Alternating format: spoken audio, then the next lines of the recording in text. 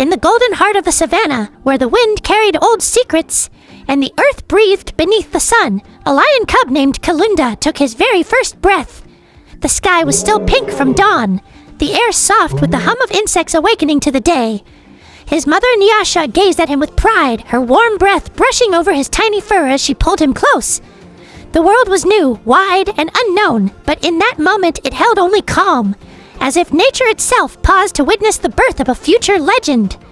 Kalunda's pride lived atop the sundown ridge, a rocky throne overlooking vast grasslands that rippled like oceans when the wind passed. His father Kivaro was the reigning king, strong, wise, and respected across territories. Lions from neighboring lands spoke his name with admiration. Even scavengers kept their distance. Under Kivaro's rule, the savannah thrived. Herds moved freely, waterholes stayed protected, and the balance of life felt steady. Kalunda grew through these early months with the curiosity of fire, always exploring, always chasing butterflies, always finding trouble that he was too small to understand. Every evening he sat beside his father at the top of the ridge, watching the sky melt into gold and hearing stories of what it meant to be a true king. A king's strength, Kivaro would say, is not in his roar, but in his heart. Those words settled in Kalunda's young mind, like seeds waiting for rain.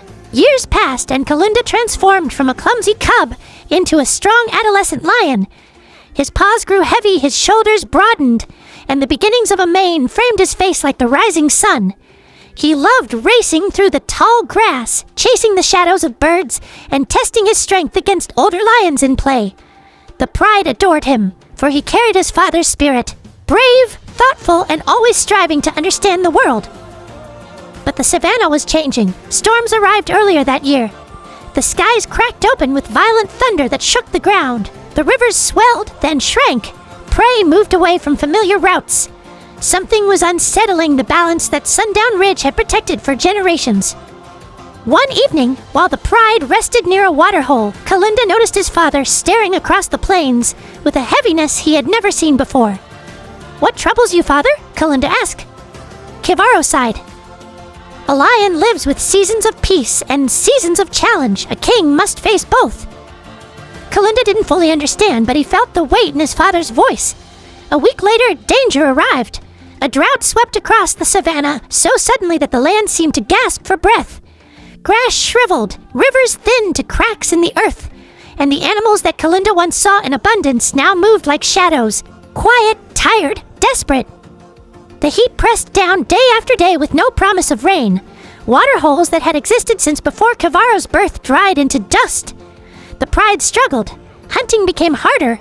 The cubs grew weaker. And one night, under a moon as thin as a claw, tragedy struck. Kivaro, who had always walked with power, staggered upon returning from scouting. His breath rasped, his legs trembled, and the proud look in his eyes softened with exhaustion.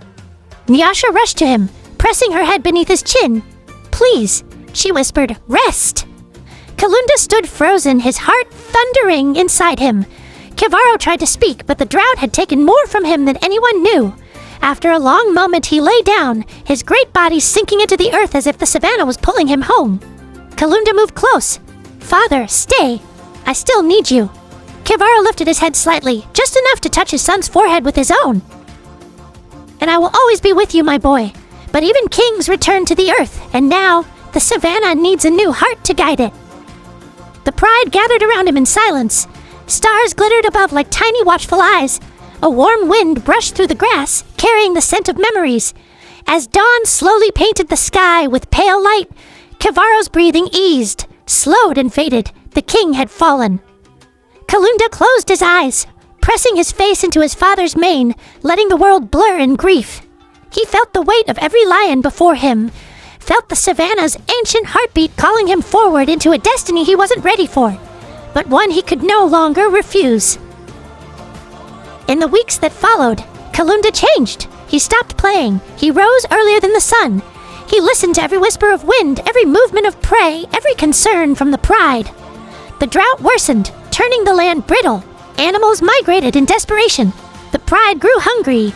Tensions rose. Kalunda knew the savannah needed more than strength. It needed leadership.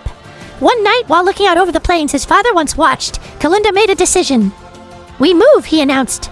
There must be water beyond the far slope, the pride murmured. No lion had crossed the far slope in decades. Legends said it was cursed, dry lands, broken earth, a place where only wind survived. But Kalunda felt something calling him, and he chose to follow it. The journey was long. Dust rose around them in choking clouds. Hyenas shadowed them from the distance. Cubs grew tired. Lionesses struggled to hunt. But at every moment of fear or hesitation, Kalunda stepped forward. We keep going. His confidence became their strength.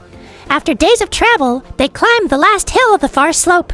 The sun beat down mercilessly. The ground shimmered. The pride's paws trembled from exhaustion. But then something miraculous happened. A breeze, cooler than anything they had felt in months, brushed across the ridge. It carried moisture, the scent of rain. Kalunda's eyes widened. He ran forward, ignoring the ache in his muscles, ignoring the dry sting in his throat. And there it was. A hidden valley, lush, green, alive. A river snaked through it like a silver thread, sparkling beneath the sunlight. Herds of zebra grazed lazily. Birds soared overhead. It was a paradise untouched by drought. The pride reached the top of the hill and gasped. Some lions cried. Others simply collapsed in relief. Kalunda stood tall, the wind weaving through his mane like a crown given by the gods of the savannah. This, he said softly, is where we begin again. The new land welcomed them. They hunted freely. The cubs regained their strength. Water was abundant. The pride filled the valley with life once more. And in that valley, Kalunda finally grew into the lion he was destined to be. Broad-shouldered, calm-eyed, with a mane that glowed like sunset embers. He carried his father's wisdom but added his own compassion, his own style of leadership, his own warm presence that made every lion feel protected. The animals of the savannah began to speak his name with admiration, the lion who crossed the dead lands, the king who guided his pride when hope was gone, the heart of the valley. Kalunda, seasons turned. Rain returned to the rest of the savannah, and with it came new life. Trees grew tall again. Rivers filled, herds expanded, and the balance of nature, shaken for so long, found peace again. By the time Kalunda reached his later years, his mane had streaks of silver that shimmered in the sun. He walked with the slow grace of a lion who had seen both the worst and the best of life. Young cubs followed him everywhere, begging to hear stories of the drought, of the journey, of Kavaro. He told them not stories of suffering, but stories of courage and unity. Remember, he would say, a lion's strength is in his heart. The same words his father once spoke to him. As time flowed like a gentle river through the valley, Kalunda's steps grew softer. He would often lie beneath a great acacia tree overlooking the land he saved. The pride would gather around him, sharing warmth, love, and peace. And one evening, when the sky glowed orange and the wind hummed softly, Kalunda rested his head on the earth he had fought so hard to protect. His breathing slowed, peaceful and steady. Lionesses lay close beside him, cubs curled near his paws. The valley fell silent as if paying respect. Kalunda looked at the horizon one last time, his eyes reflecting the sunset. Then, without fear, without pain, one that had carried an entire pride, one that had held courage through storms, one that had risen above the drought, finally eased into stillness. The savannah exhaled. The wind rose gently, brushing through his mane as if saying goodbye. And from that night on, the valley carried his name. Kalunda, the lion who led with heart. Kalunda, the king who never gave up. Kalunda, the one who rose. His story lived in every roar carried through the plains, in every cub born beneath the acacia tree, in every sunset that bathed the savannah in gold. The lion who once stood small and uncertain grew into a legend whose legacy would echo across generations, and thus began the eternal tale of the rise of Kalunda.